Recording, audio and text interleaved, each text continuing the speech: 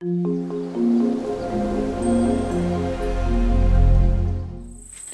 guys, today I'm going to do a little bit of work on the outhouse. This is our outhouse with the composting toilet that we put in a couple of years ago. I just wanted to pretty it up a little bit.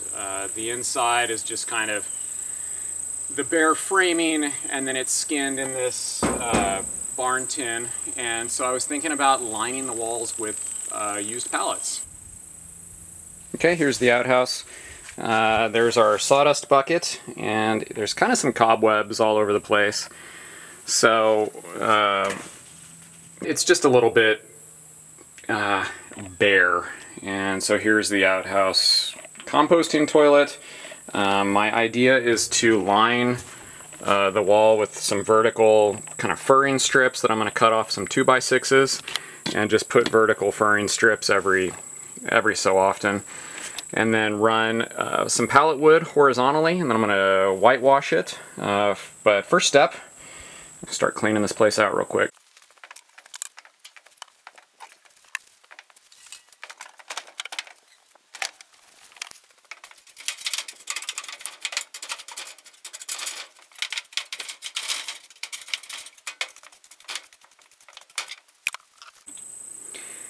Here's the composting toilet unit, based out of a 55-gallon barrel. I got the plans from omick.net, and it's got a top that is held on with some spring tension and a couple of vents and a little fly trap. Stuff goes down the bottom, couple scoops of the sawdust out of that bucket, and no smells, and it just kind of breaks down totally naturally. So.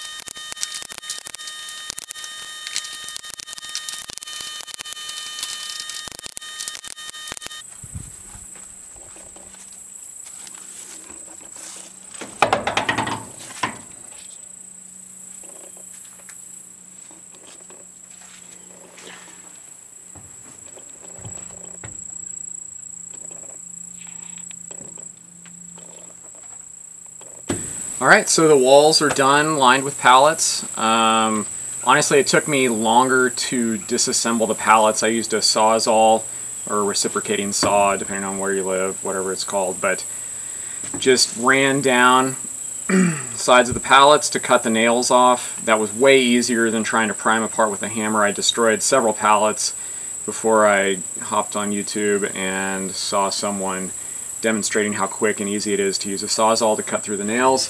I didn't even pop the nail heads out. All the nail heads are still in here, so it looks like the pallet wood is nailed in multiple places, but all these rusty nail heads are still left in So I just thought it added another level of interest and then texture to the wall. I'm going to go ahead and hit this real quick, just a real light hit with random orbital sander and some 80 grit paper just to knock any sharp splinters off. I'm not trying to smooth it necessarily as much as I'm just trying to remove any sharp edges that if someone brushed up against it, they would get a splinter or something like that. So I'm just going to kind of hit it real quick with the 80 grit on the random orbital, and then I'm going to start the whitewash, and hopefully that'll be pretty quick. This all took just a little bit of time. I spent more time breaking down the pallets than I did actually assembling it. Having the air brad nailer, I could just rip along super quick. I did have to cut, since the boards didn't necessarily fall on exactly the widths that I needed, I had to use my my miter saw, cut-off saw to trim boards, and that ate up a lot of time. But really, I would kind of pre-measure, cut a whole bunch of boards, and just run through it. So I would say it probably took me 3 hours to break down 15 pallets, and it took, I bet, cumulatively, without messing with the camera, I got this all done in 2 hours took me 2 hours to put the boards up.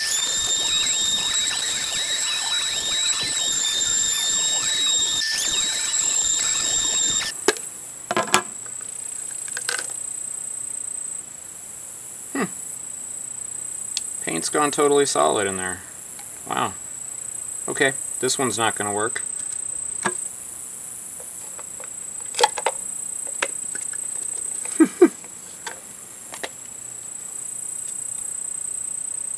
There's the paint.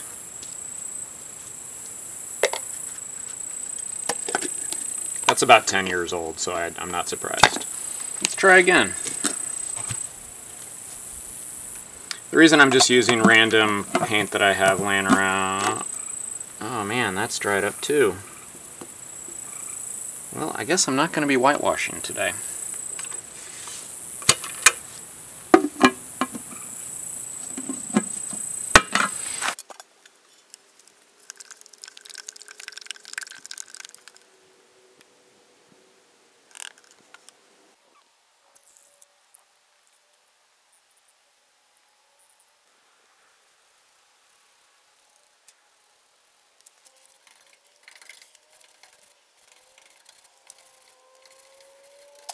Alright, so this is the whitewash. It was mixed 2 to 1. 2 parts water, 1 part just some random white satin interior paint that I had left over from painting some doors. So I just thinned it out. I'm kind of thinking I didn't want it to go on too thick like paint. I really wanted it to soak in and have kind of a pickled, whitewashed effect. And when it first goes on, it has the effect that I want. But then it kind of soaks into the wood. And so I should have either... I'm probably going to have to do a second coat of this whitewash stuff, which is fine. But I'm just, it's really watery. It's about the consistency of heavy cream, maybe.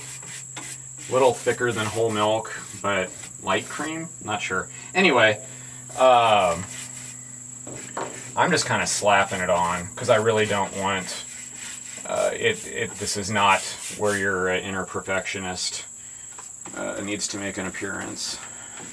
So this is all about letting the wood grain and the character of the wood, show through the finish, but brightening it up at the same time. It was just way too much grungy wood with just the pallets for this tiny kind of dark space in an outhouse. So I thought this would be a good way to brighten it up while retaining the character. So I'll see how it all looks, and I'll probably end up putting a second coat of this whitewash on. But it's going on quick.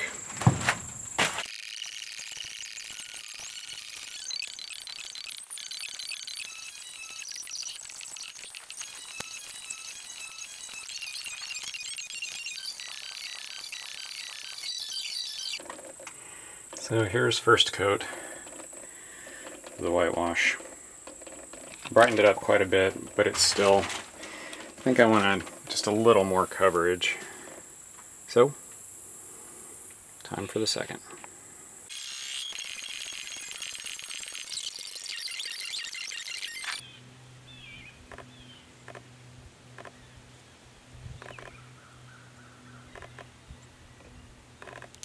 Alright, the pallet wall's done. Got the whitewash on. It was just a thinned out mixture of 2 parts water to 1 part of an old latex paint that I had laying around. So I had to do 2 coats of that. The first coat was just a little bit thin. The second coat really gave it the effect that I was looking for. So all in all, very quick, easy, and cheap project. Got the whitewashed front door, decorative garden fork, an old rusty file cabinet. Here's our gravity hand washing station. This is an old like empty laundry detergent. There's some soap for hand washing.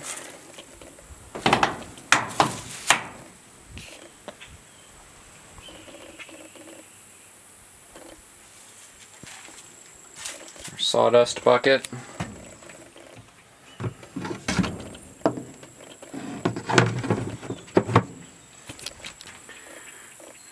Some essential oils.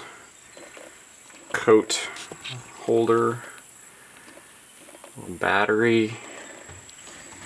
And a switch which goes up to an LED light bulb.